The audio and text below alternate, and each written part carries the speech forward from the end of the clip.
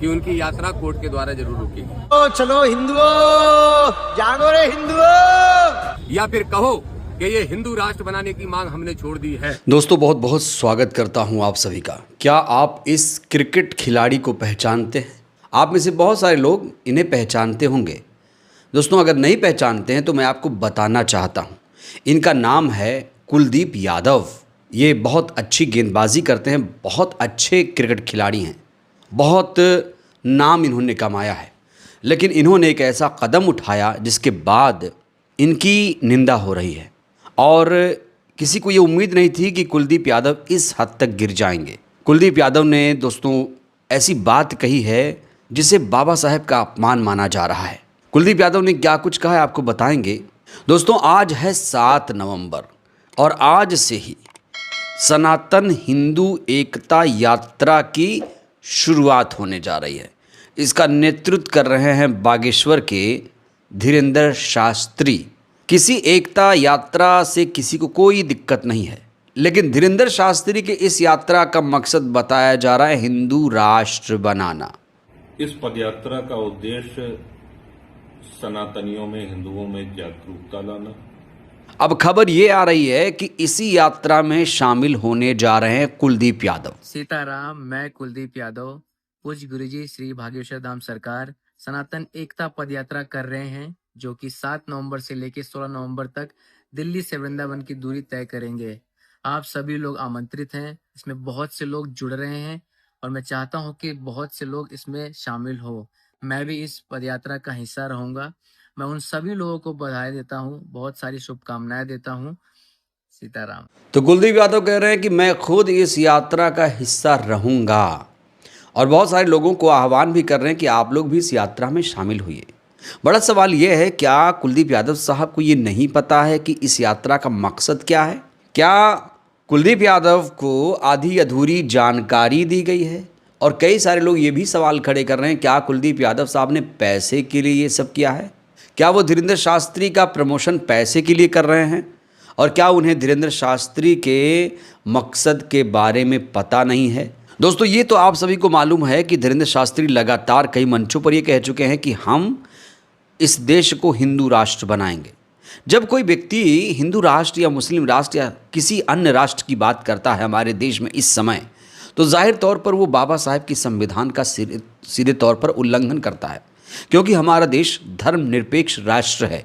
हमारे देश का कोई भी धर्म नहीं है, क्योंकि हमारा देश संविधान से चलता है। लगता है कि धीरेंद्र शास्त्री जैसे लोग भूल जाते हैं कि हमारा देश संविधान से चलता है। और अभी अगर देखा जाए तो हमारे प्रधानमंत्री हिंदू हैं, गृह मंत्री हिंदू हैं, बड़े बड़े पदों पर बैठे लोग हिंदू हैं, पीएम सीएम हर कोई हिंदू है। तो फिर इस देश को हिंदू राष्ट्र घोषित करने की ज़रूरत क्या है? और आखिर इस तरह की यात्रा की इजाज़त कैसे मिल पाती है? दोस्तों ये भी बड़ा सवाल है। ये सवाल मैं इसलिए उठा रहा हूँ क्योंकि आप लोग कभी भी मुस्लिम राष्ट्र, सिख राष्ट्र या किसी अन्य राष्ट्र के लिए यात्रा तो नहीं निकाल पाएंगे और निकालना भी नहीं चाहिए, क्योंकि ये संविधान के खिलाफ है। अब धीरेंद्र शास्त्री हिंदुओं को किस तरीके से जगा रहे हैं, दोस्तों ये वीडियो पहले आप देखिए। चलो चलो चलो हिंदुओं, जागो रे हिंदुओं, जाग जाओ रे। तो कह रहे हैं कि चलो रे जाग जाओ रे हिंदुओं। क्या हिंदू सोया हुआ है?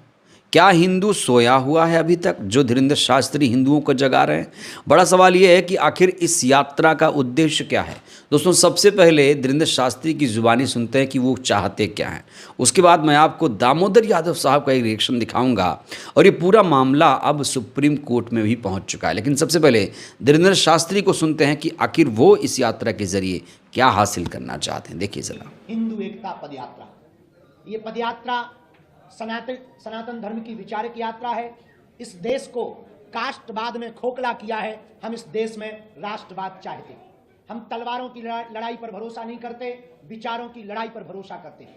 इस देश में सनातनीय परंपरा के मानने वाले जितने लोग हैं, हम उनकी लड़ाई लेकर के, हम उनके विचारों को लेकर के गांव गांव, गली गली, नुक्कड़ नुक्कड़ जाएंगे, हिंदुओं को जगाएंगे, हिंदुओं को एक करेंगे, ताकि आने वाले समय में भारत की जो जनरेशन है, अल्फा बीटा या वर्तमान में जैन जी, वो कास्टवाद के चक्कर में ना पड़कर राष्ट्रवाद के चक्कर में पड़े और भारत हमारा विश्व गुरु बने। तो इस यात्रा के 2-3 मकसद हैं। कास्टवाद यहाँ जिक्र किया जा रहा है, कास्टवाद को ख़त्म करना है, राष्ट्रवाद को बढ़ावा देना है। इस यात्रा का दूसरा मकसद है विचारधारा। बड़ा सवाल यह है कि धीरेन्द्र शास्त्री की विचारधारा क्या है, क्या विचारधारा है उनकी। इस यात्रा का तीसरा मकसद बताया जा रहा है कि हिंदुओं को जगाया जाएगा। फिर वही बात, क्या हिंदू सोया हुआ है, क्या हिंदू सो चुका है जिसे जगाने की बात हो रही है। धीरेन्द्र शास्त्री जैसे लोग कभी भी महंगाई, बेरोजगारी, भ्रष्टाचार की बात नहीं करेंगे। सिर्फ और सिर्फ धर्म का सहारा लेकर उन्माद फैलाने की बातें करते हैं। हिंदू राष्ट्र जब अपने आप में असंवैधानिक है, संविधान का सीधे तौर पर विरोध है, खुला उल्लंघन है, तो फिर हिंदू राष्ट्र की बात बार बार करना बेईमानी है। और ऐसे लोगों के खिलाफ अब कार्रवाई की मांग भी उठ रही है। दामोदर सिंह यादव ने खुले तौर पर धीरेन्द्र शास्त्री का विरोध करना शुरू कर दिया है और कहा है कि इस यात्रा को किसी भी कीमत पर बर्दाश्त नहीं किया जाएगा। सुनिए दामोदर यादव क्या कह रहे हैं। हमने आवेदन दिया है, एक फरियादी के रूप में मैंने आवेदन दिया है और हमारे Azad Samaj party, Bhim army, OBC महासभा, गुर्जर महासभा, दलित पिछड़ा समाज संगठन सब ने एक ज्ञापन भी दिया है। धीरेन्द्र शास्त्री की यात्रा रोकने के लिए एक ज्ञापन दिया है जो महामहिम राष्ट्रपति के नाम है, जो इनके द्वारा जाएगा। लेकिन हमने जो आवेदन दिया है वो एक प्रार्थी के रूप में दिया है। जब मैंने राष्ट्रपति जी को चिट्ठी लिख के धीरेन्द्र की गैर संवैधानिक यात्रा रोकने की मांग की थी, तो इतना वो बौखला गए कि उन्होंने हरियाणा में सार्वजनिक मंच से हजारों लोगों के बीच में और धमकी देने का काम किया कि ठटरी बाहर देंगे और देख लेंगे। तो ठटरी बाहर देंगे और देख लेंगे में मेरा ऐसा मानना है कि जान से मारने की धमकी है। तो इसलिए धीरेन्द्र कृष्ण पे, शास्त्री तो मैं नहीं कहूंगा क्योंकि मुझे लगता नहीं शास्त्रों का ज्ञान होता तो ऐसी भाषा नहीं बोलते, तो धीरेन्द्र कृष्ण पे तत्काल प्रभाव से FIR दतिया की पुलिस करे। अब चूंकि हमने पेन ड्राइव भी दी है जिसमें उनका बयान है, तो उन्होंने कहा कि हमें इसको जांच करना जरूरी है। मैं भी इस बात से सहमत हूँ, क्योंकि बिना जांच के नहीं करना चाहिए, तो जांच कर लो। हमारा काम है कोर्ट जाना, हमारा काम है राष्ट्रपति के यहाँ गुहार लगाना, वो सब हम कर रहे हैं। क्योंकि अगर हम लाठी लेके रोकने लगे तो देश की एकता अखंडता उसी दिन चीर हो जाएगी। हम संवैधानिक लोग हैं, संविधान को मानते हैं, हमें पूरी उम्मीद है कि उनकी यात्रा कोर्ट के द्वारा जरूर रुकेगी। लेकिन उनका कहना है ये सनातन को एकता के लिए यात्रा। देखो, सनातन की एकता को अगर निकालना चाहते हैं तो पहले तो ये बात करना बंद करें कि हम हिंदू राष्ट्र की मांग को लेकर निकाल रहे हैं। भारत एक हिंदू राष्ट्र बने, ये गैर संवैधानिक बात है, संविधान के अनुसार आप भी जानते हो। दूसरा, उसी यात्रा की मांग को लेकर जब सभाएं कर रहे हैं तो कह रहे हैं 20 साल बाद टोपी वाले दिखेंगे, तो इस्लाम धर्म पे हमला करने का काम कर रहे हैं, तो सांप्रदायिकता फैला रहे हैं। तो कैसे वो सनातन को मजबूत करेंगे दूसरे धर्म को गालियां देके या गैर संवैधानिक यात्रा निकाल के। और अगर सनातन को मजबूत ही करना चाहते हैं तो जैसे हमारे विधायक जी बता रहे थे, ढेर घटनाएं हो रही हैं जातिगत, आप सबको भी मालूम है। कहीं कुशवाहा को पैर दुला के पिलाया जा रहा है, कहीं जाटव को पेशाब चटाई जा रही है, कहीं पे दुष्कर्म हो रहे हैं, रेप हो रहे हैं, उनके अड़ोस पड़ोस के जिलों में हो रहे हैं। उस पर धीरेन्द्र शास्त्री बोले क्या? तो कौन सा सनातन एक करना चाहते हैं, कौन सा SC ST OBC उसमें है कि नहीं है, इसका जवाब धीरेन्द्र शास्त्री जरूर दे दें। और तो दलित पिछड़ा समाज संगठन के अध्यक्ष दामोदर सिंह यादव अभी फिलहाल इकलौते ऐसे व्यक्ति हैं जो धीरेन्द्र शास्त्री की इस यात्रा का विरोध कर रहे हैं। वो खुले तौर से कह रहे हैं कि ये यात्रा असंवैधानिक है, बाबा साहेब के संविधान का खुले तौर से उल्लंघन है। दामोदर यादव ने सुप्रीम कोर्ट के CJI को भी इसको लेकर एक लेटर लिखा है। इसका विषय है भारत की धर्मनिरपेक्ष छवि को धूमिल करने वाली धीरेन्द्र शास्त्री की यात्रा को रोकने के संदर्भ में।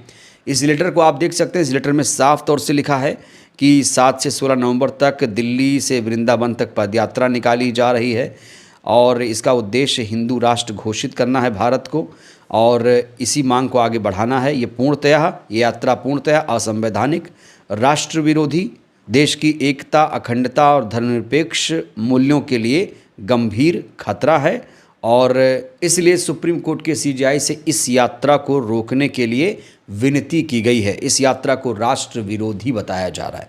जहां एक तरफ धीरेन्द्र शास्त्री ने इसे कहा है कि हम कास्टवाद खत्म करके राष्ट्रवाद को बढ़ाएंगे, तो वहीं पर दामोदर यादव साफ तौर से कह रहे हैं कि ये यात्रा राष्ट्र विरोधी है, संविधान विरोधी है, इसे तत्काल प्रभाव से रोका जाना चाहिए। अब जानते हैं आप लोग, अभी हमारे देश के CJI BR गवई साहब हैं और BR गवई साहब से बहुत सारी उम्मीदें हैं। इससे पहले राष्ट्रपति को भी लेटर लिखा जा चुका है, राष्ट्रपति ने इसको लेकर कोई भी संज्ञान नहीं लिया। अब CJI साहब को लेटर लिखा गया, CJI साहब देखते हैं इसको लेकर क्या करते हैं। वैसे बहुत सारे लेटर CJI साहब को लिखे गए हैं बहुत सारे मसलों पर। अब इस मामले पर क्या वो एक्शन लेंगे, क्योंकि यात्रा की शुरुआत तो हो ही चुकी है औपचारिक रूप से आज से, तो अब इसमें क्या कोई एक्शन लिया जाएगा और क्या इस यात्रा को रोका जाएगा, और अगर नहीं यात्रा को रोका जाएगा तो फिर इसका अंजाम फिर क्या होगा? कौन आखिर ऐसे बाबाओं को संरक्षण दे रहा है?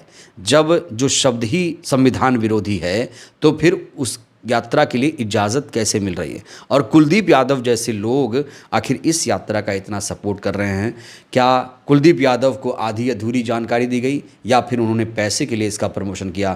दोस्तों, कुलदीप यादव कैसे क्रिकेटर हैं, उनके इस विचार को सुनकर आप लोगों को कैसा लगा? और दामोदर यादव जिस तरीके से धीरेन्द्र शास्त्री के खिलाफ लड़ाई लड़ रहे हैं, आपको क्या लगता है, क्या इस यात्रा को सुप्रीम कोर्ट रोक पाएगा? क्या इस यात्रा को रोका जाना चाहिए? और धीरेन्द्र शास्त्री की इस यात्रा के बारे में आप लोग क्या सोचते हैं? राय दीजिएगा। बहुत बहुत धन्यवाद।